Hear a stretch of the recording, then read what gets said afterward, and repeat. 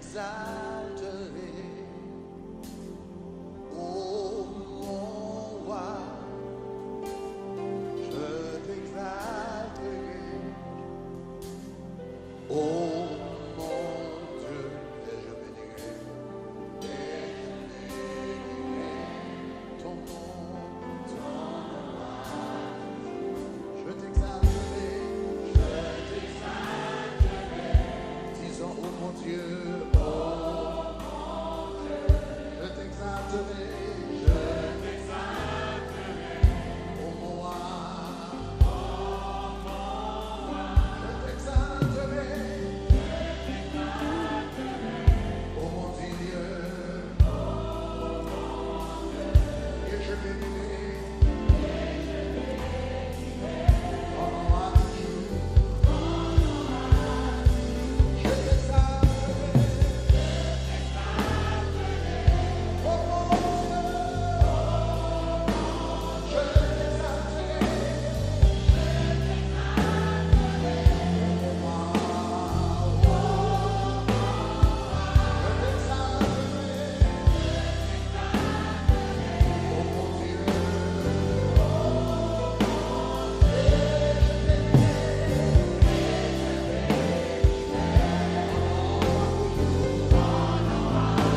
disons, je t'exalterai,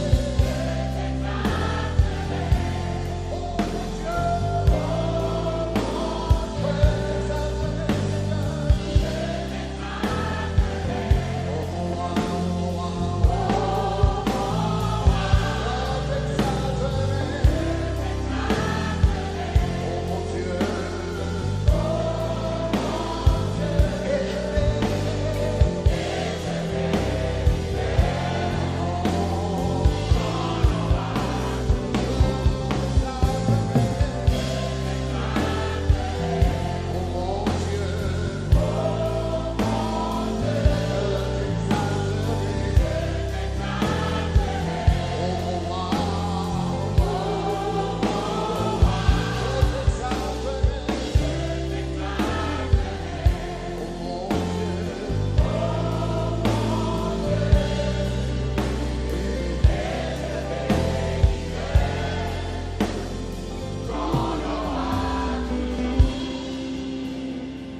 et je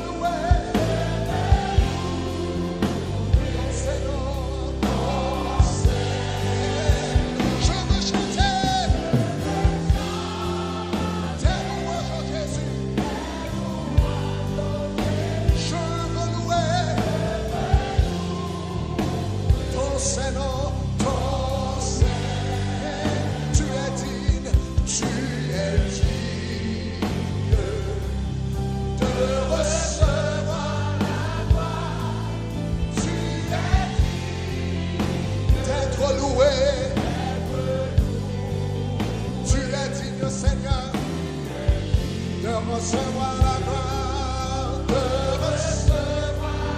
Tu l'as dit, le Seigneur. Oh, qu'être loué. Je veux chanter, je veux chanter. Seigneur, en ce premier jour de la semaine, nous t'exaltons, nous te glorifions. Seigneur, nous prenons la pause dans nos activités, nous prenons la pause dans nos travaux, nous prenons la pause dans nos entreprises pour te dire que nous t'aimons, nous te célébrons, nous t'exaltons. Nous voulons prendre la pause pour te dire, Seigneur, nous voulons chanter, nous voulons chanter ton nom. Je veux chanter. Seigneur, si nous sommes encore en vie, c'est parce que tu es réel, c'est parce que tu es miséricordieux, c'est parce que tu es compatissant, c'est parce que tu ne changes pas, tu restes le même d'éternité en éternité. Alors Seigneur, maintenant, nous oublions notre vie, nous oublions nos occupations, nous oublions nos travaux et nous oublions nos soucis pour te dire que nous t'aimons, nous t'exaltons, nous te célébrons. Je veux chanter. Toute ma vie, je te célébrerai. Toute ma vie, Seigneur, je t'exalterai. Toute ma vie, Seigneur, je te célébrerai, je te glorifierai pour tout ce que tu as fait pour moi et tout ce que tu représentes pour moi, pour tout ce que tu as fait dans ma famille, pour tout ce que tu as fait dans ce ministère, pour tout ce que tu as fait, Seigneur, pour le témoignage que tu m'as donné, pour l'onction que tu m'as donné, la présence que tu m'as donnée, les bénédictions financières que tu m'as accordées, ce ministère que tu as béni au-delà de nos espérances. Donc ce matin, Seigneur, nous voulons te glorifier, nous voulons t'exalter, te dire je veux. Oh, t'es loin. Oh, je veux. Il est beau, Sarama, qu'il est beau, Sarama. Je veux. Alléluia. Aussi longtemps que j'ai le souffle de vie, je te chanterai. Aussi longtemps que mon cœur bat, Seigneur, je te chanterai. Aussi longtemps qu'il y a de la respiration, aussi longtemps qu'il y a de l'air, aussi longtemps qu'il y a de l'oxygène, aussi longtemps que j'ai la vie, aussi longtemps que j'ai l'être, aussi longtemps que j'ai le mouvement, je te célébrerai. Avec tout ce que je suis, tout ce que je possède, je te chante. Tes louanges,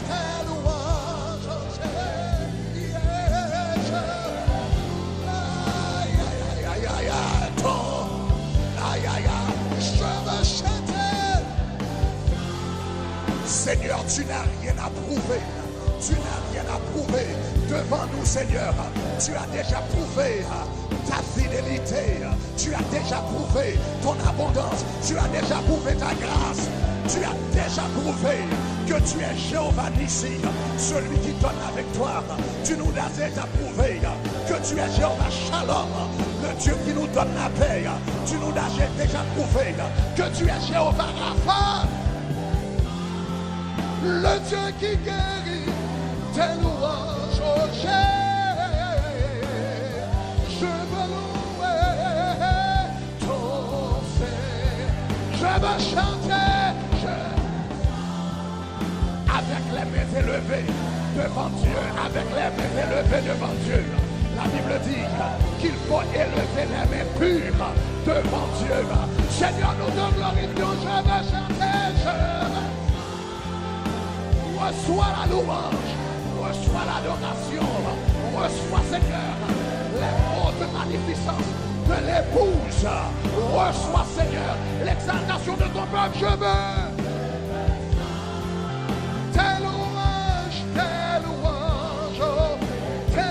oh Jésus, je veux. Yeah. Ton Seigneur, tu es digne de recevoir. Tu es digne. L'agneau qui a été immolé est digne de recevoir la gloire, non de la richesse. Tu es digne.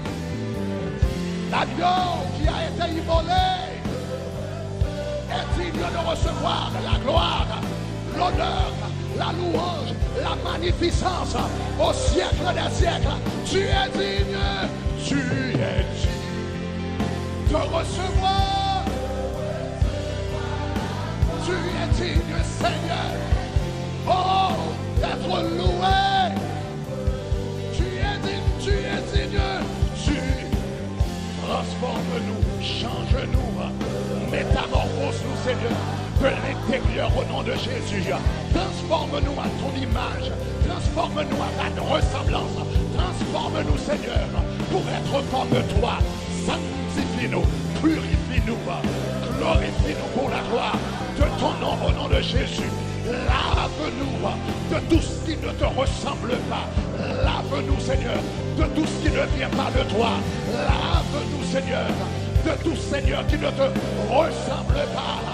Pour la gloire de ton nom, nous aimerions, Seigneur, te ressembler. Nous aimerions, Seigneur, que ton image, que ta lumière luise en nous. Au nom de Jésus, transforme ton Église, forme notre caractère, écrase-nous, sanctifie-nous, transforme-nous, purifie-nous par la puissance de ta parole. Je veux chanter, tes louanges, je veux louer ton Saint-Nom. Je veux chanter, tes louanges, je veux louer ton Saint-Nom, ton Saint-Nom. Tu es digne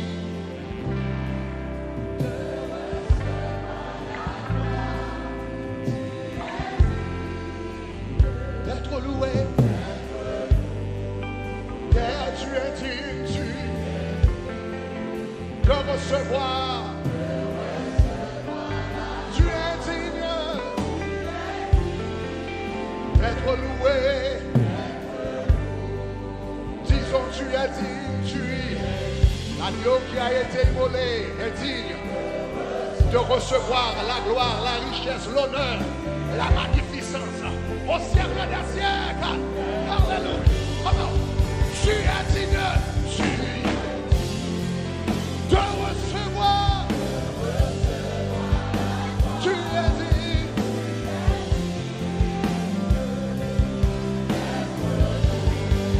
Tu es digne, Seigneur, tu es de recevoir.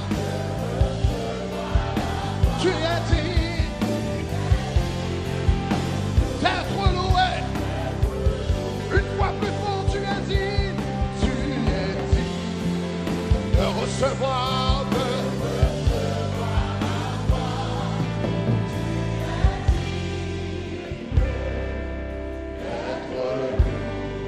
Vous pouvez vous asseoir.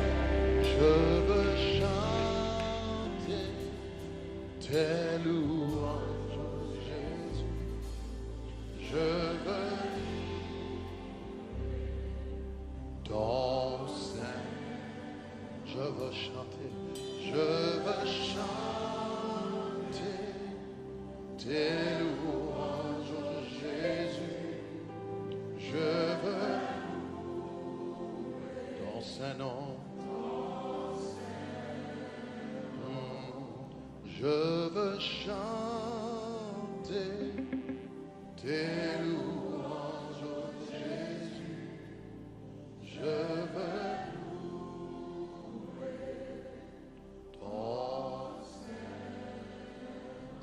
Seigneur, nous te remercions, nous te célébrons, nous t'exaltons pour ce grand privilège que tu nous accordes d'être en ta présence ce matin, pour pouvoir t'adorer, pour pouvoir te louer, pour pouvoir t'exalter. Maintenant, Seigneur, nous nous apprêtons à plonger nos regards dans ta parole. Nous te demandons, Seigneur, de parler à travers nous. Nous te demandons, Seigneur, de faire éclater ta gloire parmi nous. Nous te demandons, Seigneur, de nous transformer par la puissance de l'Évangile. Seigneur, accorde-nous cette grâce. Nous t'en prions, non en vertu de nos mérites, mais au nom de ton Fils Jésus-Christ qui vit et qui règne au siècle des siècles. Amen. Disons gloire à Dieu. Alléluia. Quel privilège d'être dans la maison de Dieu. Le climatiseur, il me semble, ne marche pas ce matin, mais nous allons quand même chanter le Seigneur. Amen. Lui donner la gloire et l'honneur. Donc nous remercions le Seigneur pour ça. Je suis très content d'avoir un ami pasteur avec moi, pasteur Yann et sa femme qui sont de visite de Guadeloupe. Donc ce sont des pasteurs de ICC de Guadeloupe, donc ils sont avec nous. Merci pasteur Yann, merci d'être avec nous. Donc ils sont de passage ici, ils ont décidé de nous rendre visite, donc nous remercions le Seigneur pour cela. Donc voilà, nous sommes au premier culte de la journée, notre culte francophone. Nous allons aller directement dans la parole de Dieu, n'est-ce pas? Nous avions dit que, il y a déjà quelques mois, nous avions dit que le mois d'octobre serait le mois qui s'en souvient? Nous avions dit que le mois d'octobre serait le mois de la prospérité surnaturelle. Amen. Donc octobre, le mois de la prospérité. Disons prospérité. Donc ce que je voudrais faire ce matin, c'est simplement introduire le sujet et nous allons terminer avec quelques déclarations prophétiques au nom de Jésus-Christ et nous aurons le reste du mois pour vraiment parler en long et en large de ce sujet combien important, donc qui est la prospérité de Dieu. Donc nous parlons de la prospérité. Donc ce matin, ce que je voudrais faire rapidement, c'est aller droit au cœur du sujet et vous donner 3 raisons pour lesquelles Dieu veut vous faire prospérer. 3 raisons pour lesquelles Dieu veut faire prospérer son peuple et veut faire prospérer ses enfants. Je sais que le sujet de la prospérité, c'est un sujet assez controversé dans le corps de Christ. Pourtant, c'est un sujet qui reste et demeure biblique. Le vocabulaire ne vient pas de nous. Le vocable est tout à fait biblique. Nous trouvons le mot prospérité, prospère, prospérer des centaines de fois dans la Bible. Donc ce n'est pas nous qui avons inventé le concept de prospérité. Le concept de prospérité vient de l'Éternel des armées. Donc conséquemment, je voudrais vous donner 3 raisons pour lesquelles Dieu veut vous faire prospérer. Allons rapidement au cœur du sujet. Premièrement, Dieu veut vous faire prospérer, premièrement, parce que c'était son intention originelle. Disons intention originelle. Encore plus fort, intention originelle. Dieu veut vous faire prospérer parce que c'était son intention originelle. Quand Dieu a créé l'homme dans le jardin d'Éden, à la création, Dieu a voulu créer un homme, une humanité prospère. Donc si vous relisez le récit de la création que nous avons dans Genèse chapitre 1er et chapitre 2, donc vous allez remarquer dans la Bible que premièrement, avant de créer l'homme, avant de créer Adam, ce que Dieu a fait, il a créé tout ce dont il aurait besoin. Il a créé de la nourriture, il a créé des rivières, il a créé des animaux, il a créé un écosystème parfait, tout ce dont il aurait besoin, et ce n'est qu'à la fin de la création qu'il a introduit l'homme. Donc Dieu a tout d'abord pourvu à toutes les nécessités d'Adam avant même sa création. Donc nous voyons dans Genèse chapitre 1er que Dieu a créé, il a créé les animaux et il a dit c'était bon. Il a créé le soleil, il a dit c'était bon. Il a créé les animaux maritimes, il a dit que c'était bon. Il a créé les arbres et il a dit c'était bon. Et maintenant, quand il avait fini de tout créer, la Bible dit qu'il a créé l'homme et il a dit c'était très bon. Donc cela veut dire, imaginez un moment, un Dieu qui a dit, si Dieu a dit, après avoir créé le monde, il a dit que le monde était très bon. Pensez-vous dans le monde que Dieu a dit qui était très bon, qu'il y avait la pauvreté là-dedans? Hein? Est-ce qu'il y avait la pauvreté dans le monde qui était très bon? Est-ce qu'il y avait de la misère dans le monde qui était très bon? Est-ce qu'il y avait de la famine dans le monde qui était très bon? Quand Dieu a créé l'homme, il a créé l'homme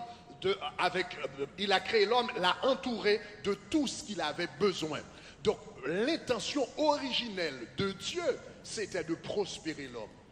Donc nous allons voir la pauvreté s'introduire dans la création avec le péché. À travers le péché, la pauvreté va s'introduire dans la création.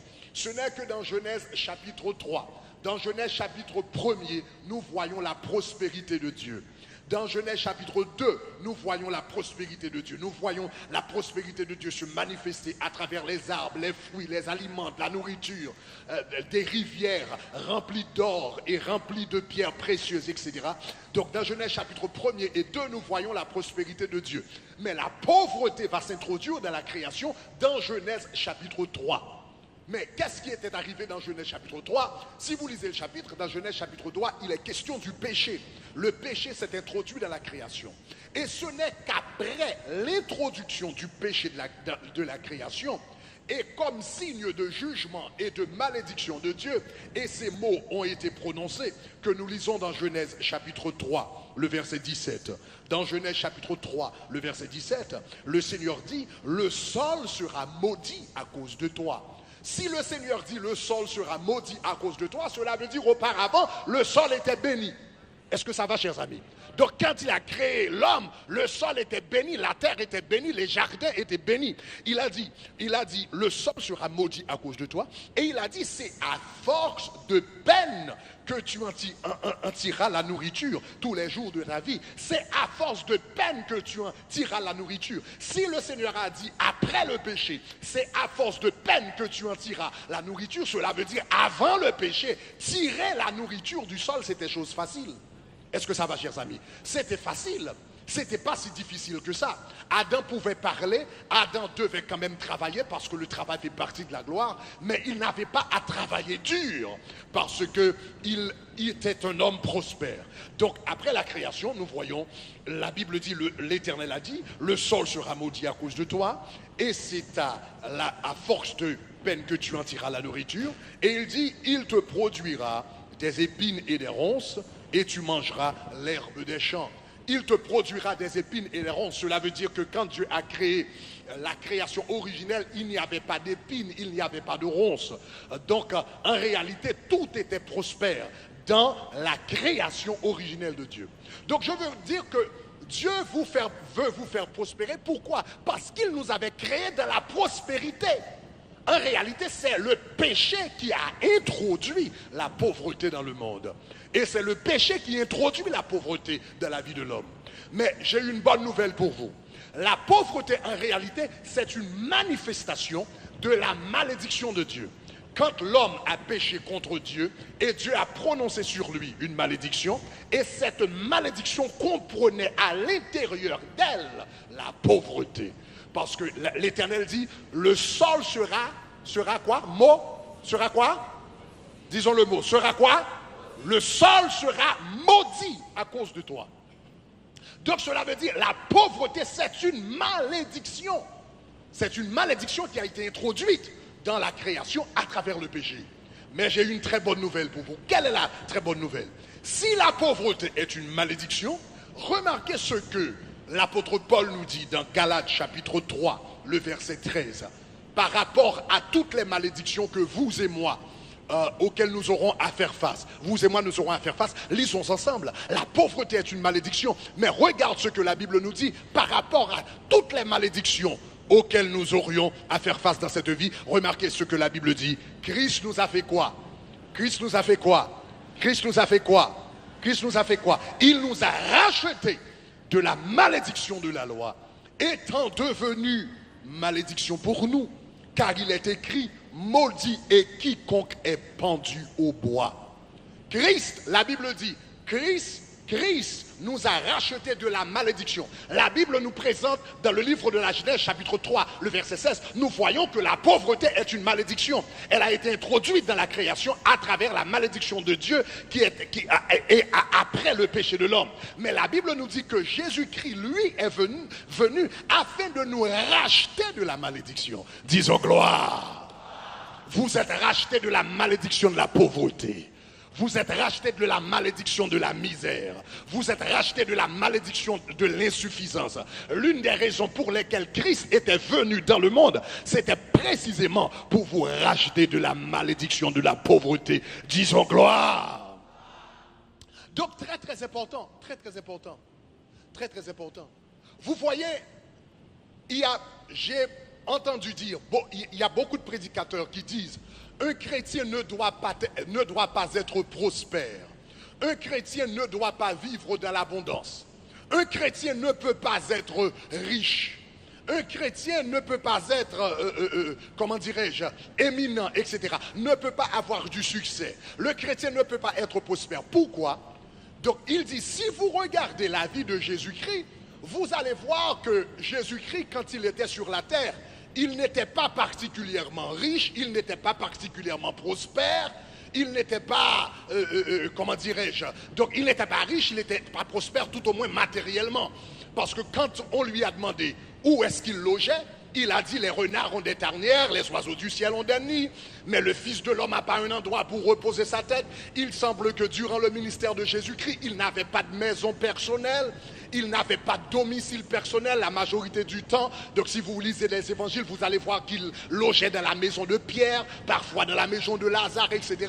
Donc ils disent, puisque Jésus-Christ ne possédait pas de biens matériels, et Jésus-Christ n'était pas riche, Jésus-Christ n'était pas éminent, cela veut dire que le chrétien, lui, il ne doit pas avoir une maison, il ne doit pas avoir une bonne voiture, il ne doit pas avoir un compte en banque. Mais ce qu'ils ne comprennent pas, c'est que la Bible dit, c'est qu'ils n'ont pas regardé ce verset, ils n'ont pas compris ce verset. Il est vrai que durant son temps sur la terre, que Jésus-Christ a vécu dans la pauvreté. Et c'est ça, il est vrai. Parce que Jésus est né dans une situation pauvre. Nous savons que dans la Bible, il ne pouvait pas même trouver une place dans un hôtel.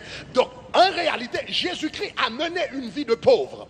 Mais pourquoi avait-il mené une vie de pauvre? La Bible nous dit, la raison pour laquelle il avait mené une vie de pauvre, c'est afin de vous racheter, vous et moi, de la malédiction de la loi. La pauvreté que nous aurions dû porter, la misère que nous aurions dû porter. Est-ce que ça va, chers amis? L'insuffisance que nous aurions dû porter, la Bible dit, il a pris cette malédiction afin de briser la puissance de la pauvreté dans la vie du chrétien. Est-ce que ça va? Si vous me comprenez, dites gloire. Voilà pourquoi l'apôtre Paul va dire dans 2 Corinthiens 8, voilà pourquoi Christ, de riche qu'il était, il s'est fait pauvre, afin que par sa pauvreté, maintenant, nous soyons enrichis. Me dire que le fait que Jésus-Christ a mené une vie de pauvre ne veut pas dire que vous devez vivre de la pauvreté. Au contraire, il a mené une vie de pauvre afin de briser la puissance de la pauvreté dans votre vie. Est-ce que ça va, chers amis? De la même manière, à la croix, la Bible dit, il a pris nos péchés. Quand il était chargé de nos péchés, nous ne pouvons pas dire que Christ s'est chargé de nos péchés à la croix. Maintenant, il faut vivre dans le péché, puisqu'il a porté nos péchés à la croix. L'apôtre Paul dit, à la croix, il s'est fait pécher pour nous.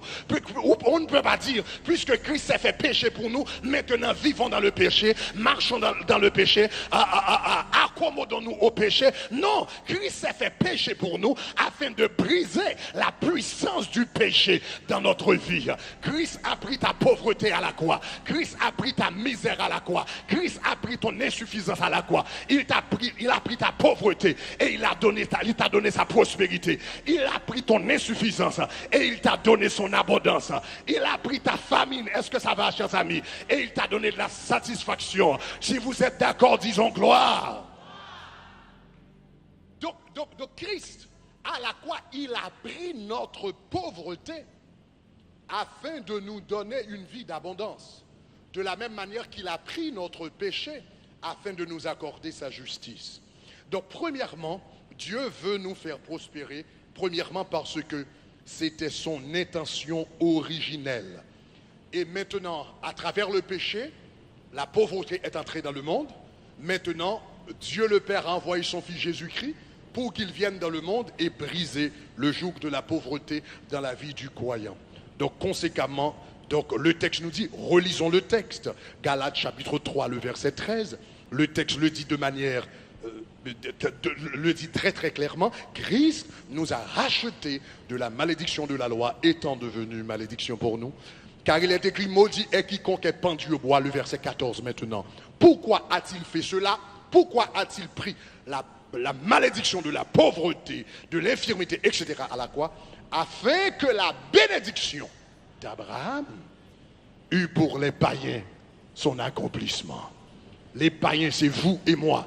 La Bible dit, il a pris la pauvreté afin que la bénédiction d'Abraham soit réelle, soit une réalité. Est-ce que ça va, chers amis? Afin que la bénédiction d'Abraham soit une réalité dans notre vie. Maintenant, il faut comprendre que la bénédiction d'Abraham, ce n'était pas seulement une bénédiction spirituelle. Oui, il y avait l'aspect spirituel dans la bénédiction d'Abraham, mais il y avait dans la bénédiction d'Abraham, il y avait un aspect matériel. Va-t'en de ton pays, de ta patrie. Et il a dit, donc dans le pays que je te montrerai, donc il y avait, j'aime comment c'est dit en anglais, go to the land that I will show you. En réalité, la première bénédiction que Dieu a accordée à Abraham, c'était une bénédiction matérielle. Disons matérielle. Ouais, la première bénédiction qui a été accordée à Abraham, c'était une bénédiction matérielle. La première chose que Dieu a accordée à Abraham, c'était de la terre. Hein? Est-ce que ça va, chers amis? Ce n'est que par après qu'il va recevoir la bénédiction spirituelle à travers Isaac, qui deviendrait le père de Jésus-Christ.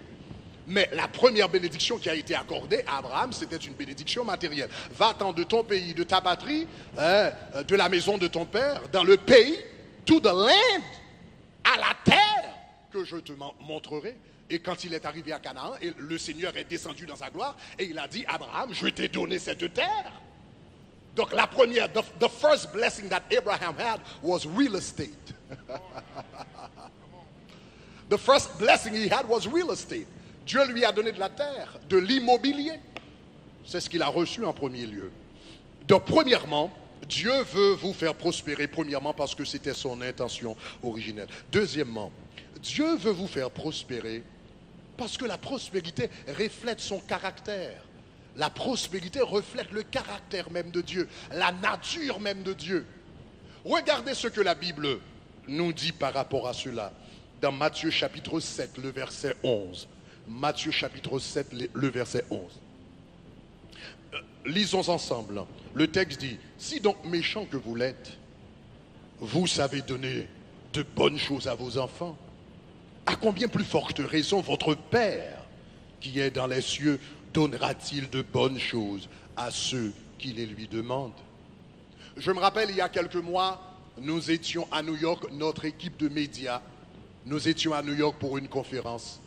Et quand nous sommes arrivés à l'aéroport F. Kennedy, donc nous avons pris un taxi. Et il arrive que le chauffeur de taxi était haïtien. Donc il nous a dit, dans une conversation, on a commencé à lui parler, et il nous a dit, j'ai laissé ma maison. J'ai laissé ma maison, donc ce soir à 8 heures du soir. Donc je vais rentrer demain, peut-être demain, à 6 heures p.m. Donc j'ai laissé ma maison à 8 heures du soir, ce soir, et je rentrerai demain à 6 heures p.m. Donc 22 heures de temps de travail, de boulot d'affilée. Pourtant, et cet homme nous a dit, c'est ce genre de vie qu'il mène depuis près de 20 ans. Cet homme travaillait 22 heures de temps d'affilée. Mais pourtant, nous avons remarqué qu'il était content. Nous avons remarqué qu'il était heureux. Nous avons remarqué que c'était un plaisir pour lui d'être derrière le volant. Et nous lui avons demandé, mais pourquoi es-tu si content, si heureux? Parce que tu travailles de longues heures. Pourquoi es-tu si content? Et je n'oublierai jamais la réponse qu'il a donnée. Il a dit, derrière ce volant, j'ai fourni une bonne éducation à tous mes enfants. Il m'a dit, derrière ce volant, j'ai fourni une bonne éducation. Il a dit, mon fils est maintenant avocat. Il a dit, ma première fille est médecin. Il a dit, ma seconde maintenant étudie pour être infirmière. Je suis un homme heureux. Je suis un homme content. Je suis un homme qui a du plaisir à faire, qui prend du plaisir à faire ce qu'il fait. Donc cet homme était content. Pourquoi? Il était disposé à souffrir, à subir toutes les fatigues, tous les périls, toutes les souffrances de ce monde pour accorder une vie meilleure à ses enfants. Et regarde ce que Jésus nous dit. Jésus nous dit, si vous, cet homme était prêt à souffrir, à consentir tous les sacrifices pour accorder une meilleure vie à ses enfants. Pourtant, c'était un homme pécheur. Pourtant, il avait le mal en lui.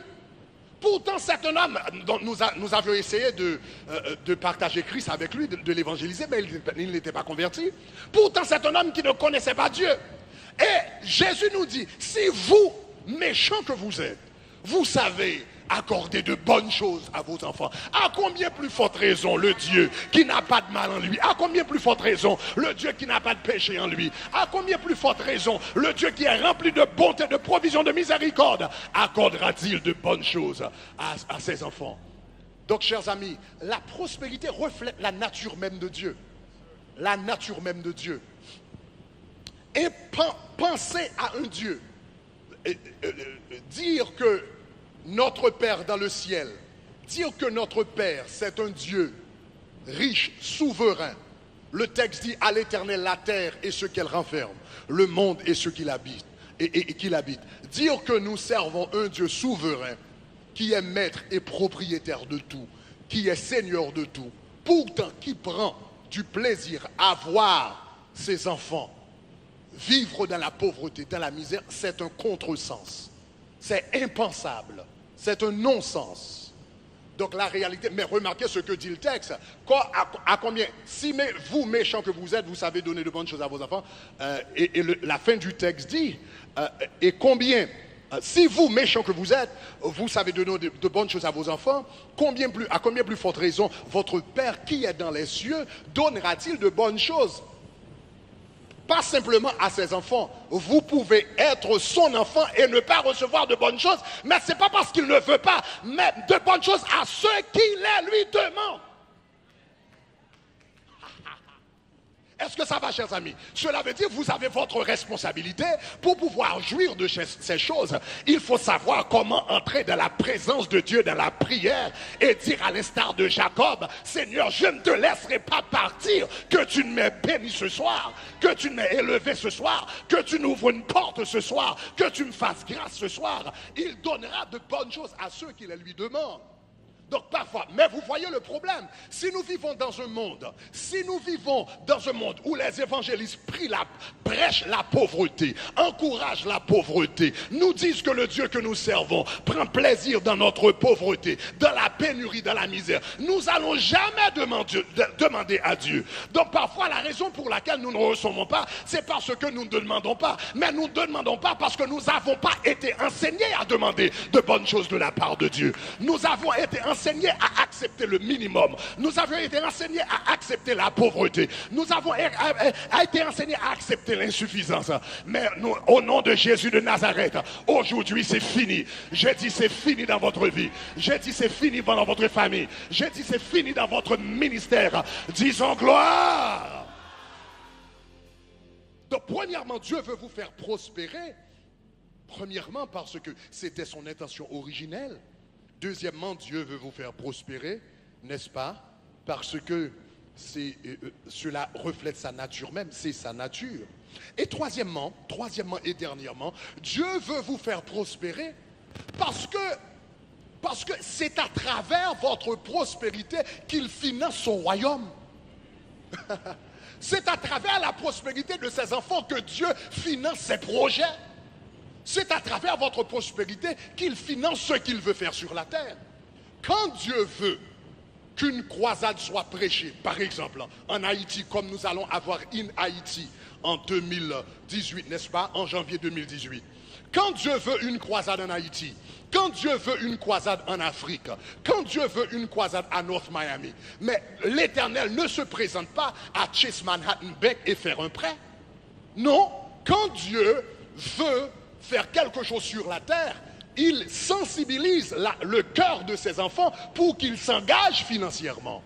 Et c'est à travers l'engagement financier de ses enfants qu'il finance ses propres projets, qu'il finance la prédication de l'évangile, qu'il finance les églises, qu'il finance les hôpitaux, qu'il finance les tournées missionnaires. Donc si Dieu ne te fait pas prospérer, comment est-ce que lui, il va financer ses projets? Est-ce que ça va, chers amis? Donc en réalité, c'est dans l'intérêt de Dieu. C'est dans l'intérêt de Dieu, premièrement. C'est premièrement dans l'intérêt de Dieu de vous prospérer. Parce qu'à travers nous, c'est à travers vous et moi que Dieu finance ses projets. Remarquez ce qui est dit par rapport à cela dans 2 Corinthiens chapitre 9, le verset 8. 2 Corinthiens chapitre 9, le verset 8. Ah, ça c'est un texte très très fort. Lisons ensemble ce que dit la Bible. Et Dieu peut... Lisons à haute voix. Et Dieu peut vous combler de... Premièrement, faisons une pause ici. Premièrement, Dieu peut vous combler de toutes sortes de grâces. Maintenant, dans le texte, dans le contexte, l'apôtre Paul est en train de parler de bénédictions matérielles.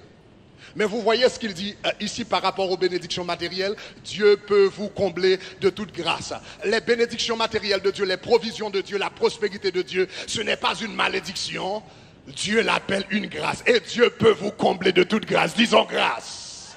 Quand Dieu te donne une maison, c'est une grâce. Quand il te donne une voiture, c'est une grâce. Quand il te donne un boulot, est-ce que ça va, chers amis? C'est une grâce. Quand il te donne de la nourriture, c'est une grâce. Et Dieu peut vous combler de toute grâce. Disons grâce. Il ne faut pas minimiser les bénédictions de Dieu. Ah, nous disons ce sont des choses matérielles. Ce sont des choses matérielles. Ce n'est pas important.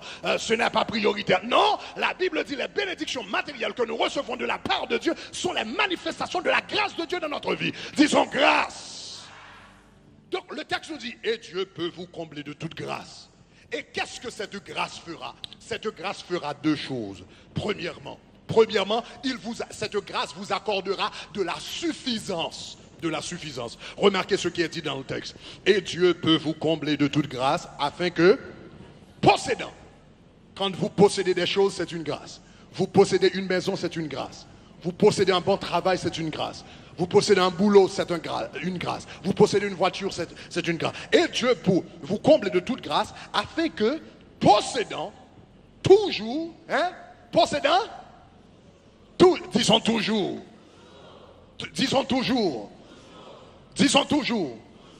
en d'autres termes, Dieu veut que votre loyer soit payé à la fin de chaque mois. Disons toujours. Dieu veut que votre prêt automobile soit payé à la fin de chaque mois. Disons toujours. Dieu veut que vous soyez en mesure de payer l'écolage de vos enfants à la fin de chaque mois ou chaque année. Disons toujours. Dieu veut que vous soyez à la mesure de payer vos factures à la fin ou au commencement de chaque mois. Disons toujours. Donc la volonté de Dieu, c'est pas, ok, donc je paye le loyer aujourd'hui et j'ai à attendre 2 mois, 3 mois, je suis en retard, il m'appelle au téléphone, je reçois des lettres, etc., etc. Non. La volonté de Dieu, c'est que Dieu veut que vous soyez, que Dieu peut vous combler de toute grâce, de toutes sortes de grâces, afin que possédant toujours. Et quoi? Et non seulement toujours, mais également disons toute chose. Que vous possédez toujours en toute chose. Disons en toute chose. Donc si je comprends bien, la grâce de Dieu couvre tous les aspects de ma vie. Dis en toute chose. Dis en toute chose. Dis en toute chose.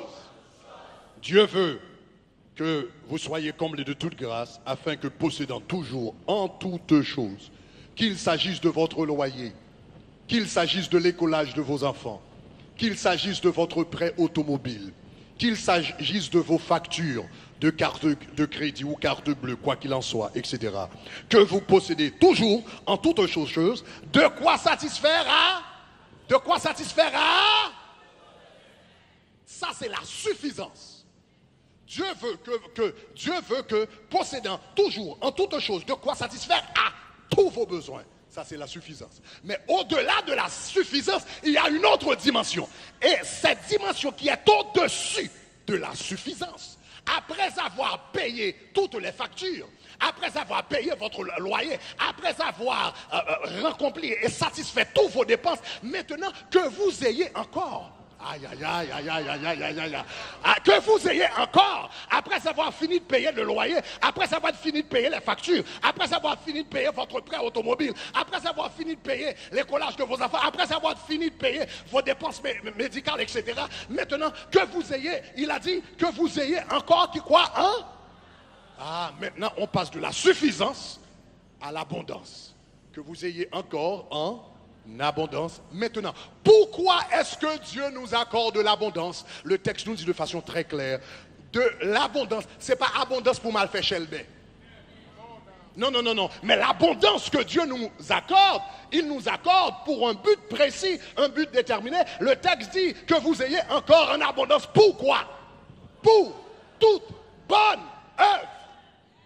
Que vous ayez encore en abondance pour toute bonne œuvre. Et c'est de cette abondance qu'il financera son royaume. Parce que toute bonne œuvre veut dire la construction des hôpitaux. Toute bonne œuvre veut dire construction d'orphelinats. Toute bonne œuvre veut dire croisade évangélique pour prêcher l'évangile de Jésus-Christ. Toute bonne œuvre veut dire la capacité d'aider mon cousin, d'aider un frère, d'aider une sœur, d'aider quelqu'un qui n'a pas la possibilité de subvenir à ses besoins. Pour toute bonne, pas pour du gaspillage, mais pour toute bonne. Et c'est dans cette abondance-là qu'il finance les projets de son royaume. C'est ainsi que Dieu finance son royaume. Donc en réalité, c'est dans l'intérêt même de Dieu de nous prospérer. Il finance ses projets à travers nous. Il finance ses croisades à travers nous. Il finance ses églises à travers nous. Il finance ses hôpitaux à travers nous. Il finance ses orphelinats à travers nous. Que vous ayez encore en abondance pour toute bonne œuvre. Et quand vous et moi, nous faisons de bonnes œuvres sur la terre, qu'est-ce que Jésus-Christ nous dit dans Matthieu chapitre 5? Jésus nous dit dans Matthieu chapitre 5 que les hommes voient vos bonnes œuvres et qu'ils glorifient votre Père qui est dans les cieux. Cela veut dire quand j'ai la capacité de faire de bonnes œuvres pour Dieu, le nom de l'Éternel est glorifié. Ils vont dire dans cette province, dans cette ville, il n'y avait pas d'hôpital, mais il y a un chrétien qui est venu et qui a financé un hôpital. Il n'y avait pas d'orphelinat là où, dans cette ville, mais il y a un chrétien qui est venu. Il a mis un orphelinat ici et le nom de Dieu est glorifié. Est-ce que ça va? Il y a dans cette ville, il n'y avait que des féticheurs. C'est Ongan seulement que tu es là. Mais un chrétien est venu, il a fait une croisade et des personnes se sont données au Seigneur. Maintenant il y a des églises, ils s'aiment, il y a la communion fraternelle et le nom de l'Éternel est glorifié. Il nous donne, il nous accorde de la grâce pour toute bonne œuvre et son nom est glorifié. Donc, chers amis, on termine ici. Alors, je termine avec ce témoignage. Je me rappelle en 2000, n'est-ce pas? J'étais à Amsterdam. J'étais à Amsterdam. Alors, j'ai donné ce témoignage déjà plusieurs fois, mais ce témoignage m'a tellement marqué donc que je le répète de temps en temps. Je me rappelle en 2000, l'année 2010, l'année 2000, donc il y a à peu près 17 ans, Billy Graham avait organisé un séminaire pour tous les évangélistes à travers le monde. Donc, il avait fait venir 10 000 évangélistes à travers le monde. 10 000 évangélistes de 210 pays dans le monde. Provenus de 210 pays dans le monde. Donc, nous étions 10 000 de 210 pays. Et nous étions 10 000 évangélistes dans le monde à adorer, à louer le Seigneur, à être formés et relâchés dans le champ missionnaire. Mais ce qui était curieux, c'est que aucun de ces évangélistes-là n'avait payé leurs frais. Je n'avais pas payé mes frais.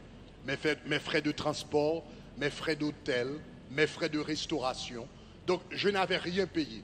Billy Graham avait pris la responsabilité de payer les billets d'avion, de payer le logement, de payer la restauration, les aliments, etc. pour 10 000 évangélistes. Et j'étais l'un de ces évangélistes. Donc, pour moi, c'était bizarre, c'était extraordinaire. Donc, il a fait ça durant une semaine.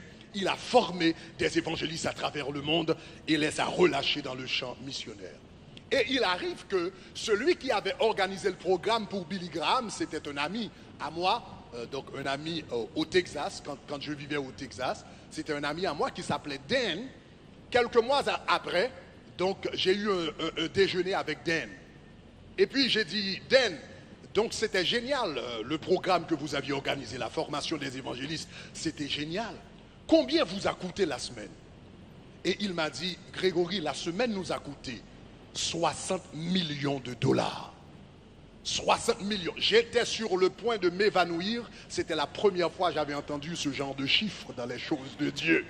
Donc, I thought I was gonna pass out. Et je lui ai posé la question, mais comment est-ce que vous avez financé tout ça? Il m'a dit, c'était simple. Il m'a dit, nous avons réuni des amis du ministère qui avaient le cœur pour Dieu et qui voulaient soutenir le programme. Nous avions présenté le projet et quelqu'un a dit, je donnerai 1 million. Un autre a dit, je donnerai 2 millions. Un autre a dit, je donnerai 4 millions. Et il m'a dit, en un rien de temps, nous avions eu tout l'argent que nous avions besoin pour financer le programme. Je déclare qu'il faut arriver dans la dimension ça. Je déclare au nom de Jésus que vous allez pouvoir financer les projets de Dieu. Vous allez pouvoir financer l'évangile de Jésus-Christ. Vous allez pouvoir financer la prédication. Vous allez pouvoir financer les hôpitaux. Vous allez pouvoir financer des croisades. Vous allez pouvoir financer les églises au nom de Jésus de Nazareth. Si vous avez de la peine à payer vos factures, vous ne pouvez pas financer les projets de Dieu. Si vous avez la peine à payer vos loyers, vous ne pouvez pas financer les projets de Dieu. Si vous avez la peine à payer votre voiture, vous ne pouvez pas financer les projets de Dieu. Il faut que Dieu passe à une étape de suffisance avec vous et dépasser la suffisance pour entrer dans l'abondance. Je déclare au nom de Jésus, du moins le mois d'octobre, tu vas rentrer dans l'abondance. Au nom de Jésus, je déclare l'abondance dans ta vie. Je déclare l'abondance dans ton ministère. Je déclare l'abondance au nom de Jésus de Nazareth. Dans ton boulot, je déclare l'abondance dans tes projets. Si tu le reçois, disons gloire. Si tu es d'accord, dis gloire. Si tu le crois, dis gloire. Si tu crois qu'elle va se manifester, disons gloire. Disons gloire. Disons gloire. Au nom de Jésus de Nazareth, acclamons le Seigneur. Acclamons le Seigneur. Maintenant, levez-vous parce que nous allons terminer avec quelques déclarations prophétiques. Au nom de Jésus, nous allons faire quelques déclarations prophétiques. Au nom de Jésus, après avoir entendu un enseignement comme celui-ci, il faut faire déclaration. Il faut déclarer certaines choses sur votre vie. Pourquoi est-il si important de faire des déclarations prophétiques? Parce que Jésus nous dit, tout ce que vous lirez sur la terre sera lié dans le ciel. Et tout ce que vous délirez sur la terre sera délié dans le ciel. Ce n'est pas le Seigneur qui va chasser l'esprit de pauvreté. C'est toi qui as la responsabilité de lier cet esprit de pauvreté. C'est toi qui as la responsabilité de dire à l'esprit de pauvreté dehors, esprit de misère dehors, esprit d'insuffisance dehors, esprit de pénurie dehors. C'est toi qui as la responsabilité de lier l'œuvre du diable dans ta vie. Et le Seigneur dit, si tu lis l'œuvre du diable dans ta vie, moi dans les lieux célestes, je vais renforcer ta déclaration, ton effort, ton initiative. I'm gonna back you up. Disons gloire. Disons gloire. Disons gloire. Alléluia, alléluia. Ésaïe chapitre 45 verset 3.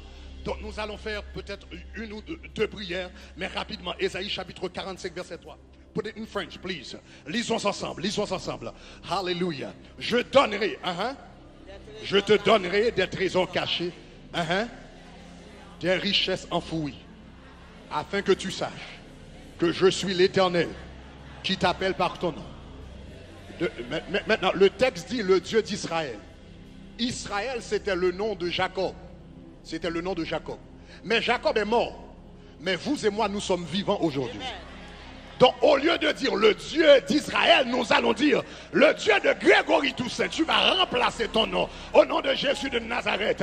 Tu es d'accord? Disons gloire. Donc, une fois de plus, je te donnerai des trésors cachés, des richesses, aïe, aïe, aïe, afin que tu saches que je suis l'Éternel qui t'appelle par ton nom, le Dieu de Grégory Toussaint. 3, go!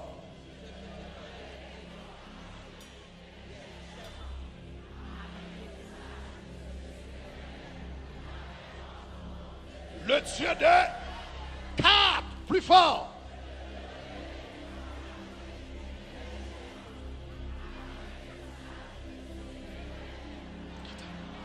Yes. 5, encore plus fort. Yes. Yes. 6, encore plus fort.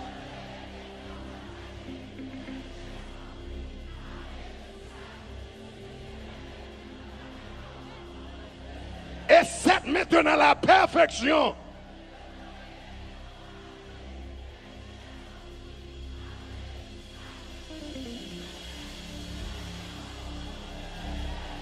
Avec la main élevée, disons que tous les agents sataniques,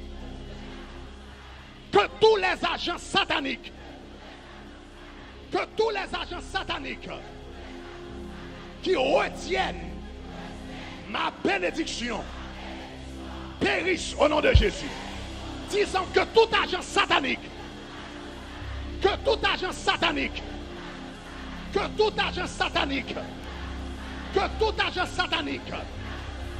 qui retiennent ma bénédiction périssent aujourd'hui. Que tout agent satanique qui retient ma bénédiction, mes grâces, mes promotions, ma créativité, mon abondance, ma suffisance, périssent aujourd'hui. Périssent aujourd'hui.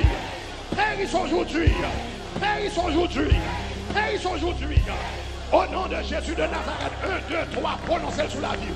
Que tous les agents sataniques prononcent la affirme, déclare ceci sur ta vie au nom de Jésus. Là où tu es à la maison, là où tu me regardes à la télévision, déclare au nom de Jésus que tout agent satanique qui retient ma bénédiction périsse aujourd'hui au nom de Jésus. Que tout agent satanique qui retient ma bénédiction, ma grâce, ma promotion, alléluia, périsse aujourd'hui. Je reçois ma grâce, je reçois mes bénédictions, je reçois ma promotion. Au nom de Jésus de Nazareth. Disons gloire.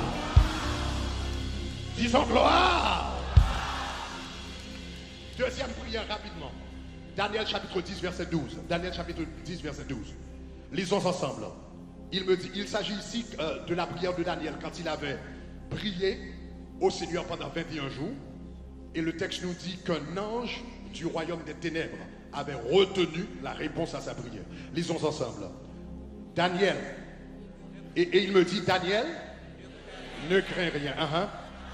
Car le jour où tu as eu à cœur de comprendre et de t'humilier devant Dieu, tes paroles ont été entendues. Le même jour où tes paroles ont été entendues.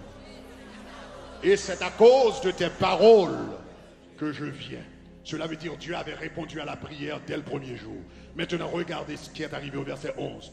Mais il a dit, le chef du royaume de Perse, next verse, le chef du royaume de Perse m'a résisté. Lisons le chef du royaume de Perse m'a résisté 21 jours.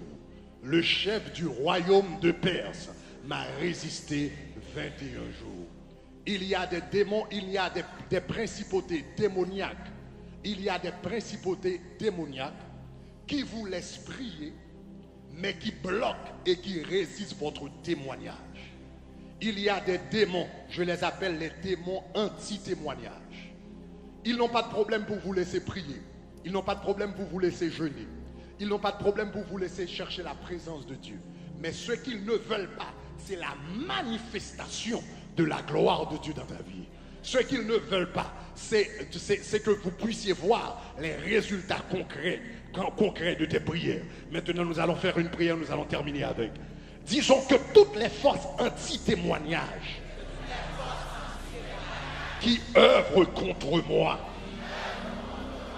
et vous allez le dire avec une sainte colère, soient brisées au nom de Jésus. Il faut le dire avec une sainte colère. Que toutes les forces anti-témoignage qui œuvrent contre moi, que toutes les forces anti-témoignage qui œuvrent contre moi. Que toutes les forces anti-témoignages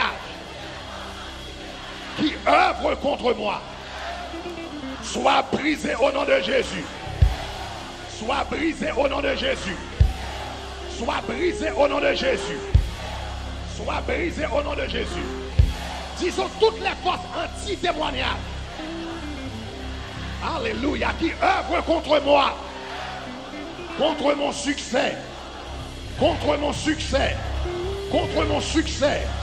Contre ma bénédiction. Sois brisé. Sois brisé. Sois brisé. Sois brisé. Au nom de Jésus. Maintenant, déclare-le maintenant sur ta vie. Que toutes les forces anti-témoignages, toutes les forces sataniques qui m'empêchent de témoigner au nom de Jésus. Que toutes les forces anti-témoignages. J'aime mieux l'expression anti-témoignage. Qu'ils soient brisés, qu'elles soient brisées au nom de Jésus. Ma grâce va se manifester, ma faveur va se manifester, ma bénédiction va se manifester, ma puissance va se manifester. Au nom de Jésus de Nazareth, je t'exalterai. Oh mon Dieu, je t'exalterai.